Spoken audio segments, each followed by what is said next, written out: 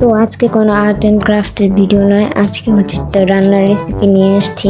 আমি রেসিপিটা কমপক্ষে সবাই জানে। এখানে আলুকে সিদ্ধ করে লবণের মশলা বানায় দিতেই থাকবো।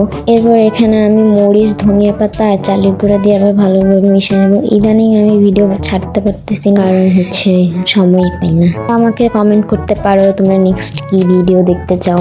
ভালোভাবে মেশানোর পর আমি হচ্ছে এরকম ছোট ছোট বল বানিয়ে নিতেছি। আমার এত ডিজাইন করার সময় নেই ভাই। 1 ঘন্টা ধরে ঘোড়ার ডিম বানানোর পরে আমি হচ্ছে এখানে তেল গরম করে নিয়েছি। এরপর আমি গরম তেলের মধ্যে একটা একটা করে ছেড়ে দিব। এরপর আমি হচ্ছে একটু উল্টে পাল্টে দিব। কিছু বানাইতে গেলে আমি আমার আম্মুর কিচেনটাকে একবার 12টা বাজায় ফেলি। পর আমার আম্মু আমাকে কয়েকটা বাঁশ দিয়ে দেয়। এই রেসিপিটা বানাইতে আমার আম্মু আমাকে অনেক হেল্প করছে। এরপর এগুলোকে লাল লাল করে ভেজে একটা প্লেটে নিয়ে নিয়েছি। এটা উপর দিয়ে অনেক ক্রিস্পি ছিল এন্ড ভিতরে অনেক নরম ছিল। এটাকে আমি 10 আউট অফ 9 দিব। তোমাদের কাছে এটা কেমন লেগেছে অবশ্যই জানাও। আজকের ভিডিও এই পর্যন্ত, বাই।